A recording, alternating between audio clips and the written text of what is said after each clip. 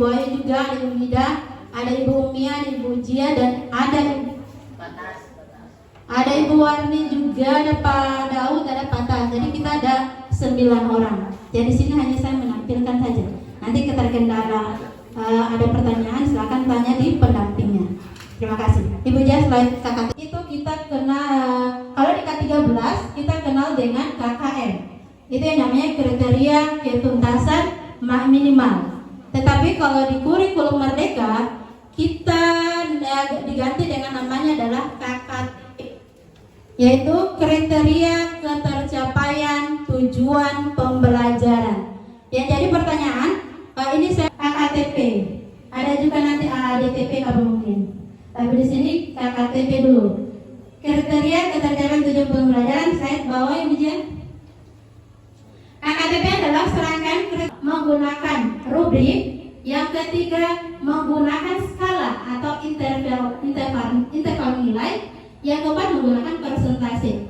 Cuma di sini ingin saya garis bawahi, ketika poin ketiga dan poin keempat itu hampir sama, dia prosesnya sama menggunakan Indonesia.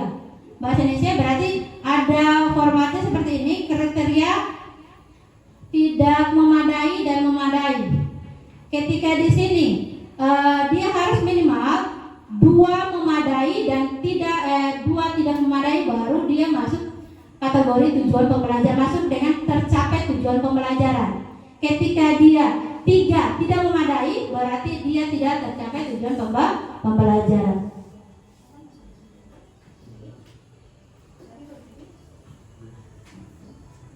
Oke. Next, lanjut.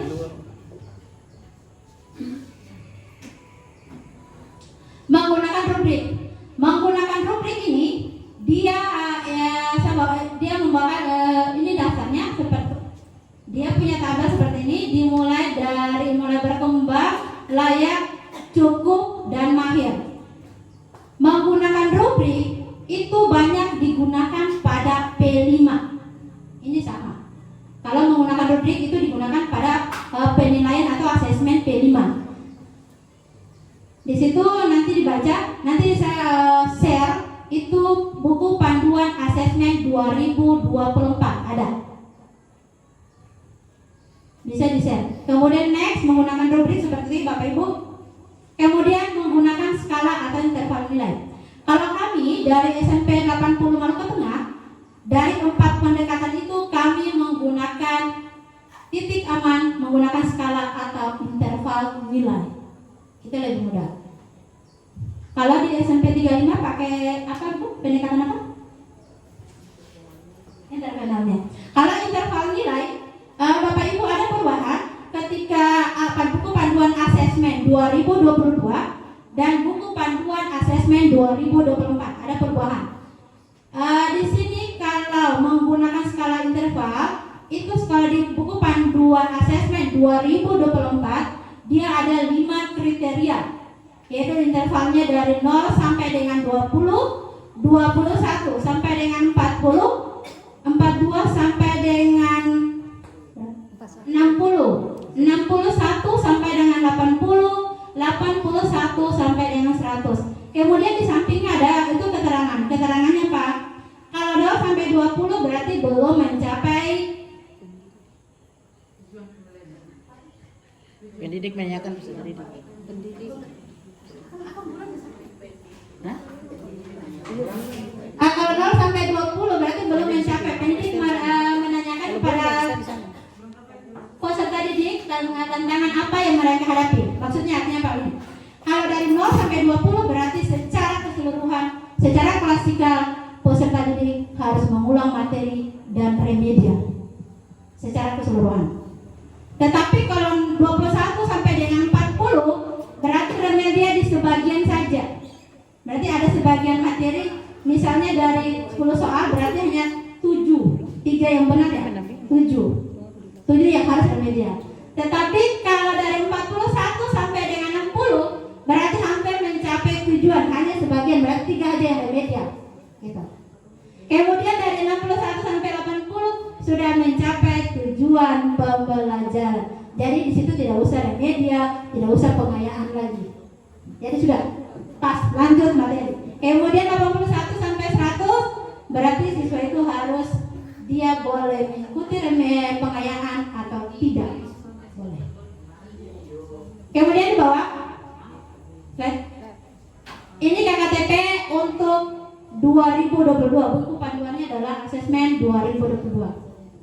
Bapak Ibu sebagai informasi, awal dilantik sekolah kita dilantik sebagai sekolah penggerak angkatan pertama tahun 2022 ya. Oh 21 itu sampai semester 1 semester 2 itu kami tidak ada KKTP-nya. Tidak ada. Jadi kami dari sini tanya-tanya, lalu kita mau menentukan bahwa ada remedi. Laporan menunjukkan kemampuan penulisan teks eksplanasi dengan runtut. Di sini keterangannya dia pakai tidak memadai dan memadai. Bapak bisa baca di belakang? Bisa. Kemudian dia kriterianya, kemudian kriteria kedua, laporan menceritakan pengalaman secara jelas, juga tidak memadai, dia dicontreng. Laporan menjelaskan hubungan kasualitas yang logis disertai dengan argumen yang logis sehingga dapat meyakinkan pembaca. Dia kasih juga memadai. Kesimpulannya di mana? Di sini dikasih, ini berdasarkan buku panduan. Pada contoh ini hanya ada 2 kriteria yang tercapai, sehingga peserta didik masuk kategori belum mencapai tujuan pembelajaran. Maka perlu dilakukan intervensi agar pencapaian peserta didik dapat diperbaiki. Ya di sini kalau misalkan tidak memadai 2, dia memadai 2 berarti dia masuk harus perbaikan. Kalau dia memadai 3, berarti dia sudah masuk ke tercapai. Dia di sini kan ada 4 kriteria, yaitu laporan menunjukkan hasil pengamatan, laporan menceritakan pengalaman secara jelas, laporan menjelaskan hubungan. Ada 4. Jadi kalau 3 saja sudah memadai, berarti dia tercapai. Bisa paham Pak? Bisa. Nanti saya share buku panduannya Pak, nanti Bapak baca, jelas di situ. Oke? Kriteria yang kedua, menggunakan rubrik. Bapak Ibu, menggunakan rubrik ini penting karena prosesnya nanti pada P5 menggunakan rubrik. Jadi di sini misalkan juga dicontohkan pada isi laporan. Laporan di sini baru berkembang, layak, cakap dan mahir. Tetapi kalau nanti di P5 itu mulai berkembang sesuai harapan dan sangat berkembang, yaitu MB, BS, SBH dan SB. Gitu ada. Dan di sini isi laporan ini terkait dengan bahasa Indonesia Bapak. Isi laporan belum kalau baru berkembang berarti belum mampu menulis. Kalau layak mampu menulis. Kalau cakap mampu menulis teks eksplanasi hasil pengamatan dan pengamatan secara jelas. Mahir berarti mampu menulis teks eksplanasi hasil pengamatan dan pengalaman secara jelas. Kemudian di sini ada 2 kriteria dipakai, isi laporan dan penulisan. Jadi belum menggunakan kalau baru berkembang belum menggunakan tanda baca dan huruf. Kemudian layak hanya menggunakan tanda baca, cakap sudah menggunakan tanda baca, dan mahir semua tanda baca sudah digunakan. Kemudian kesimpulannya bagaimana untuk dia mengenalnya dengan KKM yang sudah disampaikan terkait dengan pendekatan-pendekatannya itu cukup membuka wawasan kita di hari ini. Tapi ada beberapa hal yang mungkin perlu saya tanyakan. Yang pertama Ibu, kalau kita mengenal di kurikulum 2013 dengan KKM adalah menjadi salah satu kriteria ketuntasan bagi siswa dia mau naik dan tidak atau melampaui batas KKM atau tidak, itu hitungannya pada KKM. Naik dan tidak selain dari beberapa kriteria yang lain. Tapi KKM-nya menjadi patokan. Pertanyaan saya yang pertama, kalau di kurikulum Merdeka ini tidak mengenal tinggal kelas, artinya siswa dikatakan berada di akhir fase. Artinya dia selesai kalau SMP berarti kelas 9 selesai baru dan lainnya gitu. Pertanyaannya saya yang pertama adalah apakah KKTP ini juga dia menentukan kriteria siswa itu dia naik atau tidak sama dengan KKM, ataukah cuma hanya dijadikan sebagai acuan saja begitu? Itu pertanyaan yang pertama. Yang kedua, mungkin dari pendekatan yang tadi sudah disampaikan, yang satu contohnya kami di SMP 35 menggunakan interval nilai. Apakah interval nilai saja yang kami gunakan sebagai format perhitungan KKTP-nya, ataukah ada format yang lain? Kalau memang ada formatnya yang dimiliki oleh SMP 80, kami minta contohnya. Kalau memang ada formatnya, seperti kalau KKM kan dia punya contohnya, formatnya kan dia ada, mungkin di KKTP-nya juga ada. Kami minta, ataukah cuma formatnya seperti apa yang ditampilkan di depan? Mungkin itu dua pertanyaannya. Kurang lebihnya saya mohon maaf. Wassalamualaikum warahmatullahi wabarakatuh. Kan peserta didik itu boleh tinggal tidak lulus, betul Ibu? Iya. Iya. Lulus yang tidak tinggal kelas, apakah boleh? Saya jawab. Di kurikulum Merdeka itu tidak mutlak siswa harus lulus. Di panduan asesmen boleh siswa dinyatakan tidak lulus, boleh. Tetapi harus ada punya bukti data yang sangat akurat, alasannya jelas. Tetapi tidak dianjurkan. Ingat, boleh tidak lulus tapi tidak dianjurkan. Artinya apa? Kalau kasihan anaknya kalau tidak lulus, sementara dia punya biaya juga sangat mahal kalau dia mau mengulang juga Bapak Ibu.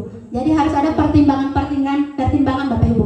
Ketika dia tidak lulus, apa pertimbangannya, konsekuensinya apa, gitu. Jadi harus punya bukti data. Jadi sekarang kita dari kurikulum Merdeka kita harus bermain dengan data. Apa datanya sehingga siswa itu tidak lulus? Kemudian tinggal kelas. Kalau tinggal kelas itu boleh, tapi tidak dianjurkan juga.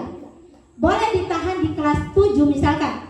Dia punya ini kita misalkan dia punya kriteria 4 tujuan pembelajaran, tetapi dia harus menyelesaikan minimal di interval. Kalau interval berarti 61 sampai 80 dia sudah mencapai tujuan pembelajaran. Jadi kalau dia masih mengulang, misalkan dia punya ada 4 tujuan, 3 yang belum tuntas, berarti diselesaikan 3 itu di fase di jenjang kelas 7, tetap dia naik. Dia selesaikan dulu. Setelah dia selesaikan tujuan, tidak dianjurkan. Harus ada pertimbangan khusus. Kalau sampai misalkan kayak kemarin kita di kurikulum Merdeka, kemarin ada satu yang tidak lulus. Ternyata cantik. Kemudian, apakah KKTP itu merupakan suatu patokan untuk nilai siswa itu naik ke kelasnya? Apakah patokan nilai? Patokan nilainya kita bermain di interval ini sudah mencapai tujuan pembelajaran Bapak Ibu.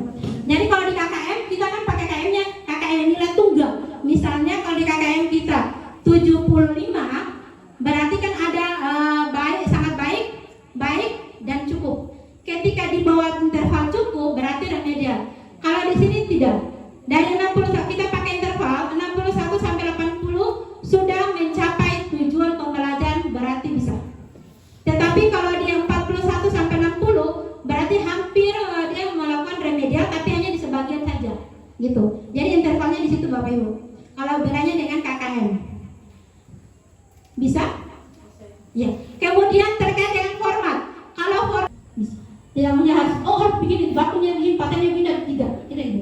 Dikembalikan ke sekolah masing-masing. Juga kemudian pendekatannya bukannya harus interval semua juga tidak. Tergantung dari Bapak Ibu juga atau satuan pendidikan mau menggunakan apa, pendekatan apa, mau pendekatan rubrik atau pendekatan deskripsi boleh, atau interval terserah Bapak Ibu. Itu dikembalikan ke Bapak Ibu saja. Kita sedikit. Bapak Ibu masih bisa kuat untuk atau loncat tadi kita? Atau loncat sedikit. Baik Bapak Ibu, kalau saya bilang ayam berarti Bapak Ibu maju ke depan. Oke? Ya. Katong loncat tadi kita loh. Ya, supaya katong mulai jantung tuh dia ini sedikit lagi. Dia sport sedikit. Kalau saya bilang bebek berarti mundur ke belakang. Tapi tangannya juga kalau maju depan, tangan maju depan. Kalau mundur bebek, saya bilang bebek ke belakang berarti tangannya juga ke belakang. Oke, Bapak Ibu? Kalau saya bilang cicak, karena cicak kan suka di atas berarti tangan ke atas baru lompat. Oke Bapak Ibu? Ya. Mari Bapak Ibu. Bapak Ibu siap-siap dengan bebek. Ya. Kalau saya yang salah saya kasih hukuman ya. Ulang. Konsentrasi. Oke. Bebek. Ya. Ulang.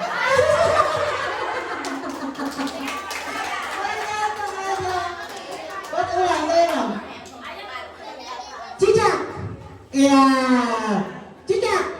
Ya. Bebek. Ya. Ayam. Wah, ini bisa jadi vampir nih. Baik, terima kasih Bapak Ibu, boleh duduk di tempat. Kalau di kurikulum Merdeka angkatan di awal semester pertama, kita kenal dengan asesmen diagnostik. Kenapa dia berubah menjadi asesmen awal pembelajaran sih? Iya, karena kalau kita menggunakan asesmen diagnostik itu berkaitan dengan kedokteran punya pembelajaran. Iya. Kalau SMP 108 asesmen awal pembelajaran bisa dipahami? Ya. Slide kedua Pak ya Ibu ya.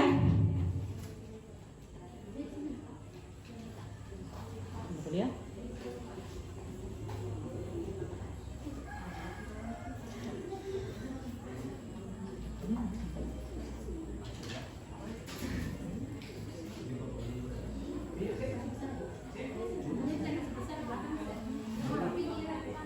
Ya, tujuan dari asesmen awal pembelajaran itu adalah kita mau mengetahui kemampuan peserta didik sehingga kita pendidik bisa menentukan atau modifikasikan mode pembelajaran yang kita buat nanti. Itu tujuannya juga.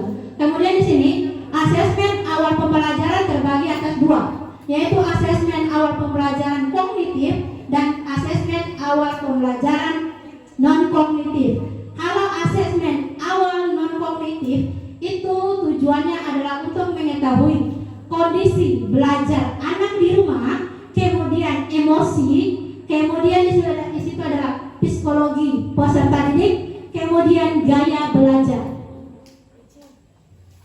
Itu tujuannya. Kemudian kalau untuk ibunya slide-nya dikasih tolong.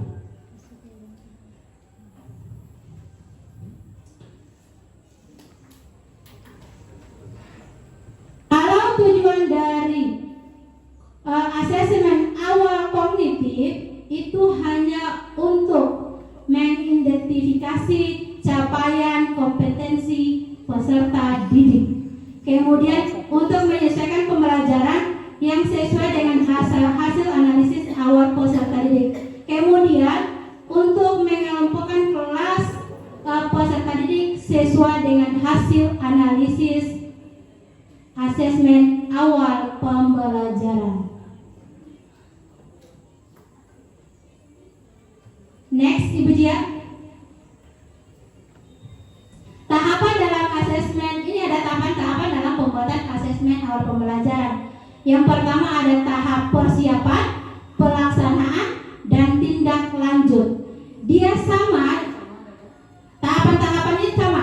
Antara kognitif dengan non kognitif itu sama. Yang sama yang beda hanya persiapan. Kalau untuk non kognitif berarti siapa dulu kata-kata emoji bisa, atau membuat sebuah daftar pertanyaan. Kemudian pelaksanaannya berarti di situ melaksanakan asesmen. Kemudian tindak lanjutnya, kalau untuk asesmen non kognitif itu yang ditindaklanjuti itu ketika dia punya emoji itu adalah yang negatif. Misalkan dia kasih emoji marah, ya kita panggil anaknya, kemudian kita tindak lanjuti. Artinya apa? Di situ kita wawancara, kenapa dia mencontreng atau memberikan tanda marah. Kita tanya penyebabnya. Kalau dia bisa perlu, kita panggil orang tuanya lalu kita selesaikan. Nah, tapi kalau untuk non kognitif itu dia sama dengan kognitif, dia sama dengan non kognitif. Bedanya hanya di tindak lanjut. Kalau tindak lanjutnya, kalau di kognitif berarti ada pembagian kelompoknya berdasarkan hasil analisis. Nanti di sini tindak lanjutnya ke modul berdiferensiasi. Bapak Ibu sudah modulnya berdiferensiasi? Ya, kemudian Bapak Ibu, untuk asesmen non kognitif bisa dirancang oleh guru mata pelajaran atau diserahkan ke pihak sekolah. Yang merancang siapa? Yaitu kolaborasi antara kaur kurikulum bersama dengan bekat, atau kalau bila perlu dengan guru-guru, lalu merancang sebuah asesmen non kognitifnya. Boleh. Kemudian untuk asesmen non kognitifnya dikembalikan ke guru mata pelajaran masing-masing. Itu saja Bapak Ibu terkait dengan asesmen awal pembelajaran. Kita kembangkan ke ruang kolaborasi. Ketika ada pertanyaan silakan ditanyakan Bapak Ibu. Moderator, kita dibatasi waktu sampai jam berapa? 10 Ibu. Oh 10. Silakan Bapak Ibu, silakan tanya. Nah, salah satunya adalah di PMN kemarin itu yang memang langkah awal harus kami buat. Nah, ternyata mungkin teman-teman kami di SMP PGRI dan SMP 35 juga sudah berproses dan alhamdulillah itu mungkin ada sebagian yang sudah sukses. Nah, ini juga menjadi proses pembelajaran untuk kami. Nah, pertanyaan yang penting adalah dalam melakukan asesmen, nah tentu adanya persiapan. Nah, hal-hal apa yang nanti ketika kami membuat persiapan apa saja yang nanti ketika lakukan sebelum asesmen itu jalan. Nah, sebab nanti kalau tanpa adanya persiapan ketika asesmennya jalan tidak sesuai dengan apa yang nantinya siswa harapkan, itu jadi kendala. Kendalanya di mana?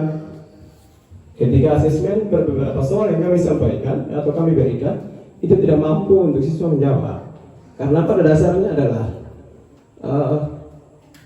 dalam asesmen itu bisa saja kami guru ini copy paste. Jadi soal yang nanti kami angkat, kami ambil dari sumber-sumber yang sudah ada. Nah, nanti kami copy paste dengan ini memberikan salah satu dampak yang mungkin tidak bagus. Nah, pertanyaan ini tidak adalah persiapan-persiapan apa saja yang nanti kita lakukan sebelum melakukan asesmen. Terima kasih. Terima kasih Pak Anto, itu pertanyaan sangat bagus sekali. Saya menjawab mundur dulu. Pertanyaan pertama itu terkait dengan PMM. Terlalu jelas, terlalu cepat saya jelaskan? Bicara terlalu cepat? Tidak, pas. Bilang kalau Pak. Terkait dengan PMM kemarin yang itu terkait dengan aksi nyata ya. Salah satu fitur PMM yaitu pelatihan mandiri terkait dengan aksi nyata. Itu sebenarnya harus dimulai dengan apa? Belum juga. Kalau untuk IKM itu dimulai dengan kolaborasi. Itu kalau kita dimulai dengan kolaborasi dulu. Kita ke kumpul. Kalau kemarin kita kolaborasi antar sama mata pelajaran baru kita tentukan gitu. Dan kita mau menentukan kita menyelesaikan PMM yang bagaimana gitu. Kalau PMM aksi nyata, kalau dari Pak Adung punya kemarin kan ditolak semua. Saya sudah jelaskan Pak kemarin kenapa sampai ditolak, karena itu refleksinya dan deskripsinya semua copy paste, semuanya sama. Jadi kalau Pak mau tahu IKM atau kurikulum mereka, boleh buka semua fitur-fitur fitur pelatihan mandiri, lalu nonton videonya boleh di situ. Ada semua tertera di situ. Mau cari mode pembelajaran berreferensi ada, KKTP juga ada, literasi juga ada, semuanya ada di situ Pak. Sudah jelas ya Pak? Bisa. Jadi tinggal buka saya Pak, tinggal Bapak buka pelatihan mandiri, lalu Pak nonton di situ, lalu lihat di situ. Kemudian terkait dengan asesmen. Asesmen ini saya garis bawahi dulu Pak. Asesmen apa Pak? Kognitif, iya. Kalau terkait dengan asesmen kognitif, persiapan apa sih yang harus dilakukan? Persiapannya yang pertama harus buat jadwal kapan kita mau asesmen. Kita berembuk ke kurikulum, kita bikin kurikulum, jadwal asesmen itu kapan? Kurikulum lalu bikin, jadwal asesmen 1 minggu ini. Setelah membuat tahu jadwal,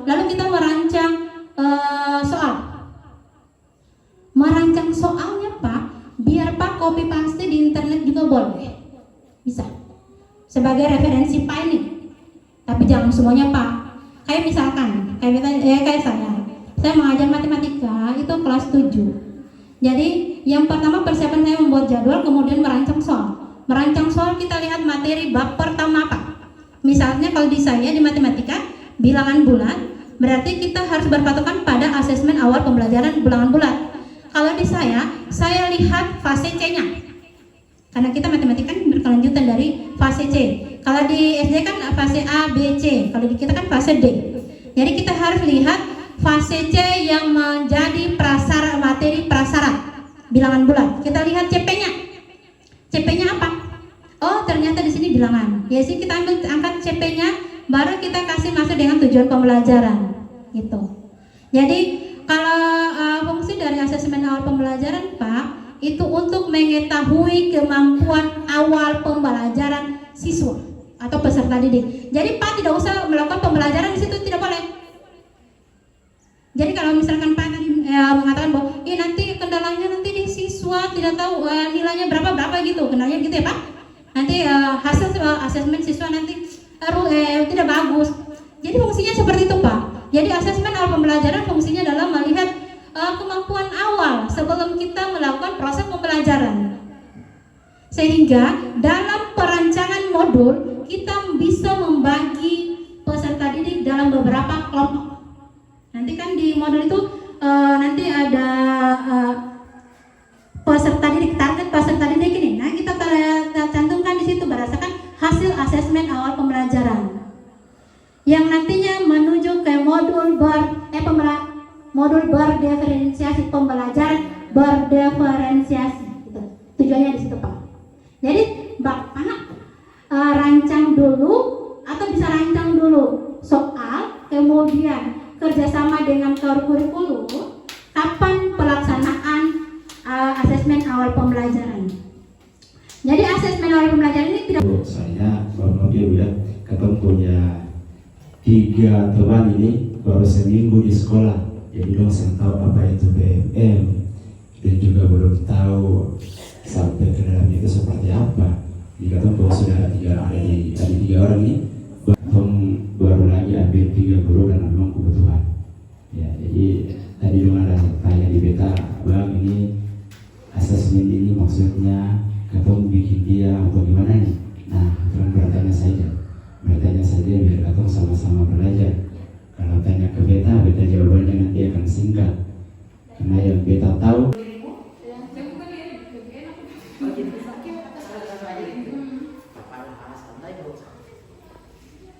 Jadi tadi kan kita mulai dari KKTP dibuat mata pelajaran. Ya, mantap. Supaya Bapak terlebih terkait dengan proses-proses yang di sekolah ini kita saring dulu. Pertama-tama kalau beta sekarang statusnya baru jadi ya.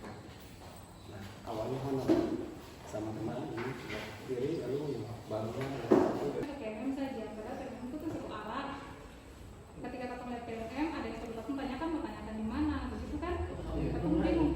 Dan bilang ambil saja dari PLM kemudian disesuaikan pakai interval, pakai presentasi. Kalau yang kita tahu SMP 3, kenapa pakai interval? SMP 3 apa SMP 80 ya? bukan dong sayang. Oh, ketemu ke mata pelajaran dulu ya? Iya. Sebelum sampai ke mata pelajaran dulu. Pelajaran mau dia pakai rubrik, mau dia pakai nanti ujungnya akan pada interval. Tapi kenapa pakai interval? Karena nanti di laporan pendidikan, rapor itu tidak ada deskripsi, tidak ada rubrik. Yang ada hanya interval nilai. Kan? Kalau Bapak Ibu dong sudah isi rapor? Kan di sini cuma nilai satu nilai saja kan untuk satu bab misalnya itu satu nilai untuk satu mata pelajaran. Kemarin sengkel baku Pertujuannya ini pertujuannya. ya, kalau kedua kan telah mampu tapi pada nilai media mungkin telah mampu untuk nomor 1, 2, 3 Ya. tapi 4, 5 nya belum. Ya. Lima-nya belum. Begitu Kalau seandainya misalnya dia punya di situ berapa kalau mampu apa anak dari 81 ya sampai 100. Yang kalau sudah mampu itu. Kalau yang hampir mencapai tujuan berarti dia ini Ya. hampir sempurna. Dari 10 soal mungkin 7 soal sudah dia selesai. Hapus.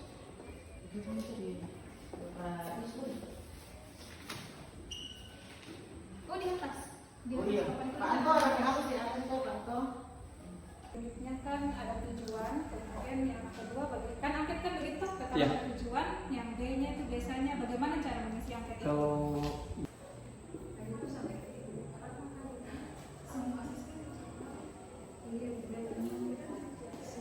ataupun masukan. Terima kasih. Baik, sesuai dengan arahan, maaf karena yang kami tampilkan di sini tidak secara digital. Walaupun dengan begitu kami hanya bisa menjelaskan sesuai dengan apa itu ada yang namanya asesmen. Nah, asesmen ini kami berpikir bahwa Bapak Ibu yang ada di SMP 35 maupun SMP Pegiruta mungkin sudah menjalankan. Nah, nantinya sebelum kegiatan itu dijalankan di guru-guru bidang studi, ini juga perlu dilakukan oleh PPDP dan kurikulum. Nah,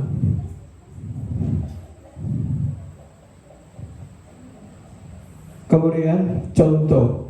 Nah, karena memang secara digital kami tidak bisa menampilkan, jadi contoh daripada asesmen awal yaitu kondisi ekonomi, kemudian gaya belajar, minat dan bakat, ini ada kami angkat itu dalam bentuk angket yang mewakili dari ketiga bidang itu. Jadi satu asesmen non kognitif terkait dengan kondisi ekonomi itu satu pertanyaan, kemudian gaya belajar juga satu pertanyaan, minat dan bakat itu juga satu pertanyaan. Nah, pertanyaannya sebagai berikut. Ini dalam bentuk angket ya Bapak Ibu ya.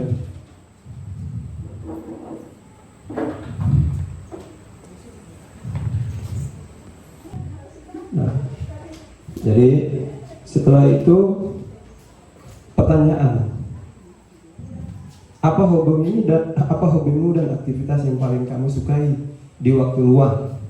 Nah, pertanyaan ini dia menunjukkan terkait dengan minat dan bakat. Lalu yang kedua, gaya belajar.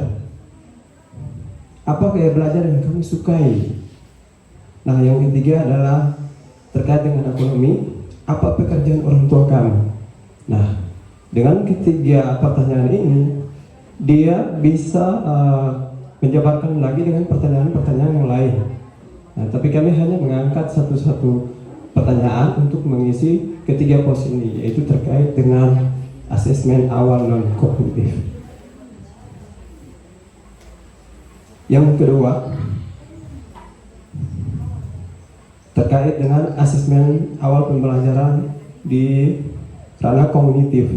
Nah, di sini kami juga dibimbing bagaimana bisa membuat satu format yang bisa di situ menjelaskan tujuan, kemudian petunjuk, lalu contoh-contoh soal.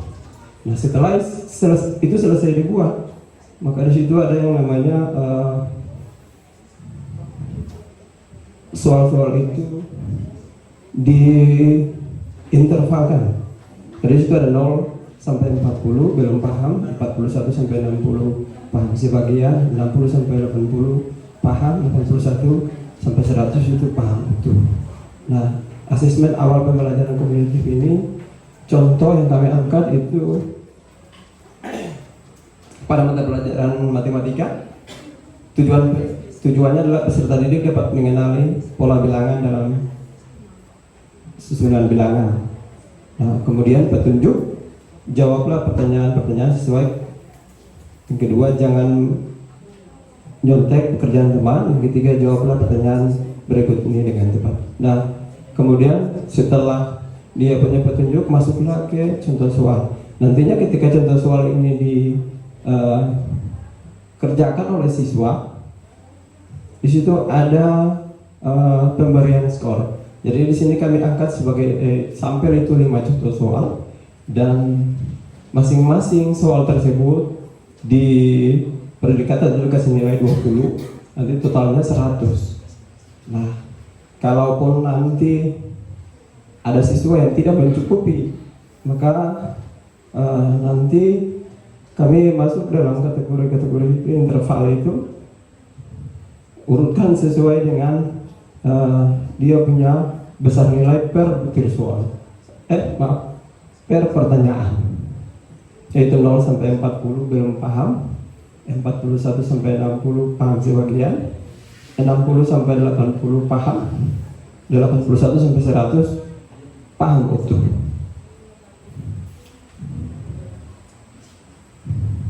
Nah, setelah proses itu sudah berjalan, maka nanti kita masuk dalam modul. Karena sebelum menentukan modul harus proses asesmen awal untuk non kognitif ini jalan, kemudian asesmen awal untuk pembelajaran kognitif itu harus jalan sebelum kita masuk di modul. Nah, disitulah baru kita bisa buat modul. Demikian dapat kami sampaikan. Apabila ada masukan atau saran, nanti dipersilakan. Terima kasih. Oke, kalau memang tidak ada, untuk menghemat waktu kita lanjut ya dengan untuk kembali lagi ke SMP PGRI Ruta. Bagaimana Ibu? Sudah siap? Oh belum. Ya, lanjut saya beri kesempatan kepada Bapak Ibu dari SMP 35 untuk mempresentasikan hasil kerjanya. Kepada Bapak dan Ibu dipersilakan. Sebelum saya menyampaikan hasil kerja dari kami SMP Negeri 35 Maluku Tengah, saya minta dari Bapak Ibu sekalian berdiri sejenak untuk kita sama-sama merenggangkan kita punya otot. Ya, halo. Lagu ini cuma akal-akalan saya saja supaya Bapak Ibu itu semangat.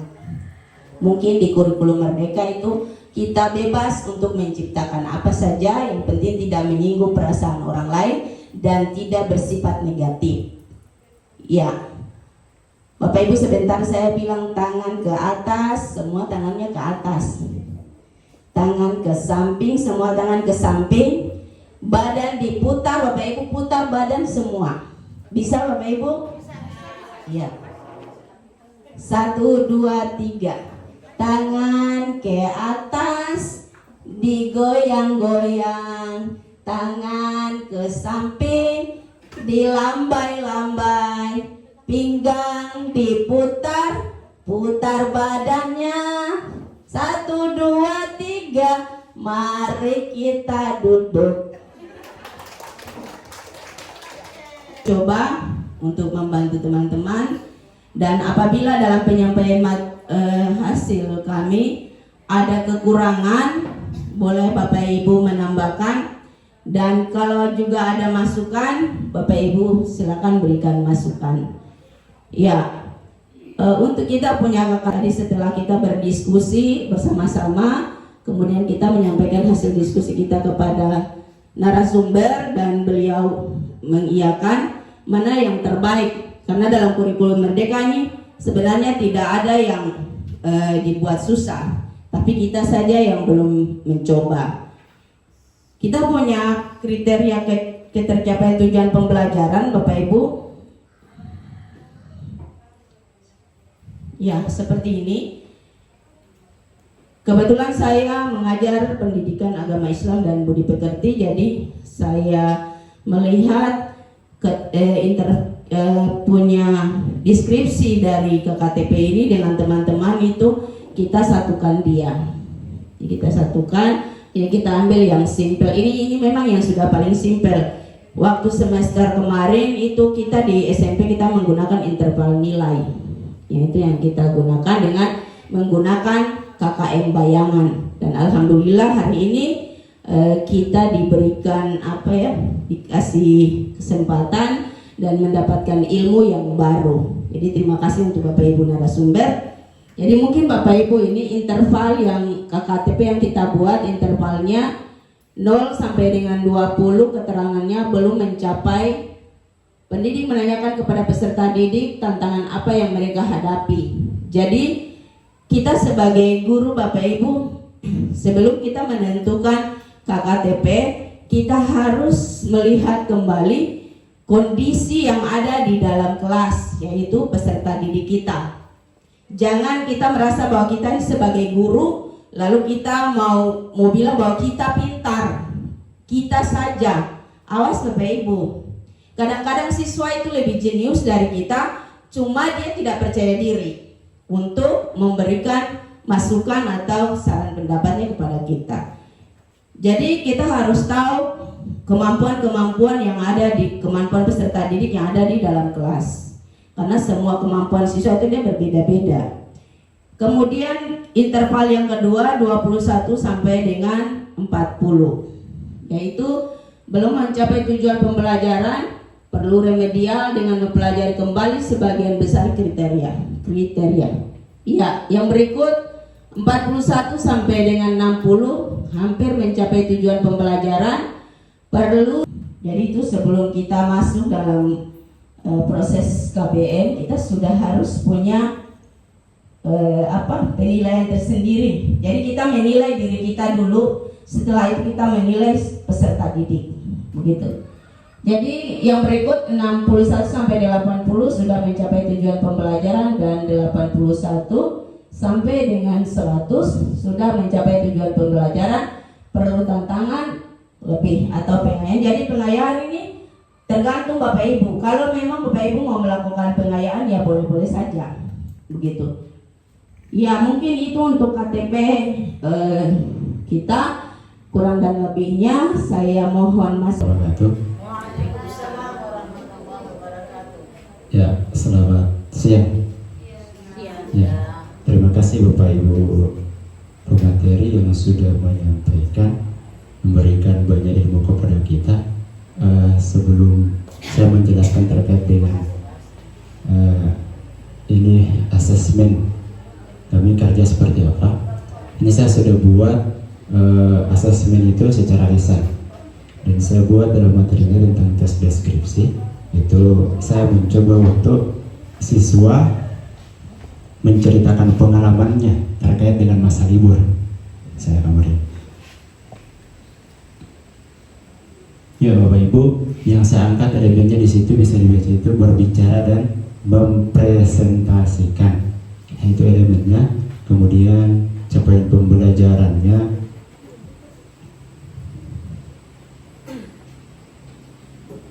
Ya, jadi Bapak Ibu dari 3 tabel ini Bapak Ibu sudah harus bisa lihat bahwa capaian pembelajaran fase D yang kurang lebih pun sama, capaian pembelajaran fase D ini maksudnya Bapak Ibu ini penjabaran daripada capaian pembelajaran fase D yang peserta didik mampu menyampaikan gagasan pikiran ini menjabarkan. Jadi yang pencapaian peserta didik dapat mempresentasikan pengalaman wisata dalam bentuk cerita secara lisan dalam bentuk monolog dan kreatif. Itu penjabaran atau menjelaskan daripada capaian pembelajarannya yang dibahas yang peserta didik mampu itu jadi penjabarannya. Dia menjelaskan apa yang dikerjakan di capaian pembelajaran fase D itu Bapak Ibu. Bisa dipahami Bapak Ibu? Kalau belum ketemu banyak lagi berdiskusi Bapak Ibu. Nah kemudian tujuan pembelajaran. Setelah melakukan tes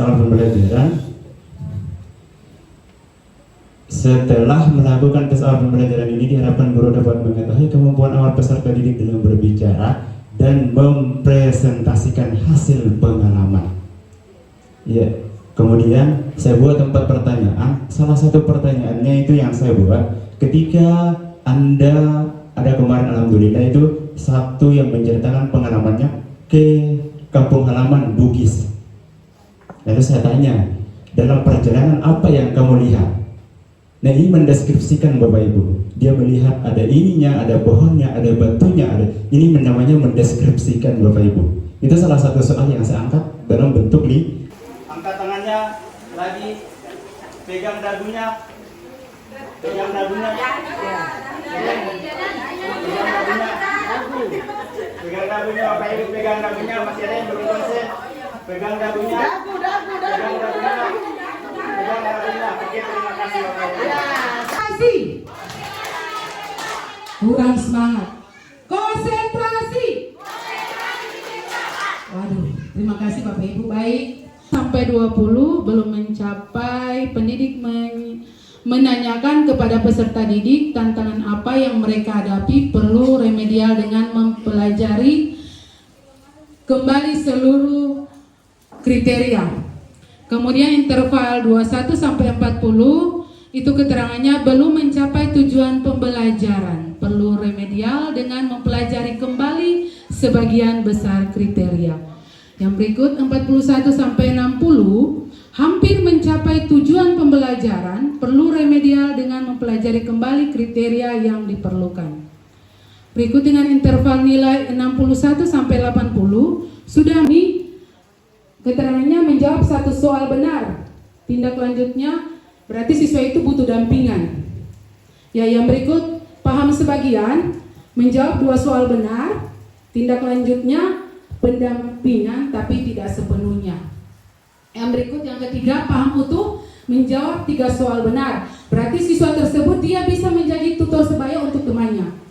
Jadi tutor sebaya itu terkadang siswa itu dia lebih paham kalau temannya menjelaskan, yaitu tutor sebaya. Kemudian penilaiannya soal, rubrik, dan skor. Yang pertama menjawab dengan benar, skornya 30. Melakukan sedikit kesalahan dalam menjawab, itu nilainya 20. Menjawab dengan salah, nilainya 5. Tidak menjawab sama sekali, itu nilainya 0. Demikian Bapak Ibu, mohon maaf kurang dan lebihnya. Terima kasih. Bikin jam kunci jawaban, lalu di sini akan tertera waktu setelah selesai isi. Bisa nanti ya warna hijau itu berarti jawabannya benar, warna merah berarti salah. Nanti juga Bapak Ibu isi poinnya, ini jumlah poinnya di sini. Kayak berapa soal? 25 soal berarti berapa itu? 1 soal berapa poin? Nah, tinggal ubah. Tentunya 5. Asing 10 apa? 5 soal bikin saya dia 21 soal, 20 poin. Jadi langsung secara otomatis nanti waktu ternilai.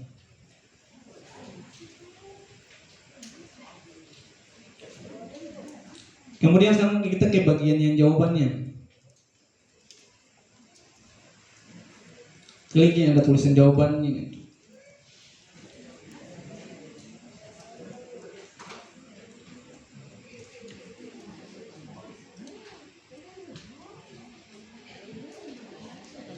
Di sini nih ada dikasih dua pilihan, mau pakai belajar ID atau email biasa. Bagusnya pakai belajar ID kalau siswa-siswanya sudah punya, supaya kalau situ yang dia bisa aktifkan yang ini, yang tulisan batasi pengguna untuk di Kementerian Pendidikan itu, berarti yang hanya bisa masuk pakai belajar ID. Dia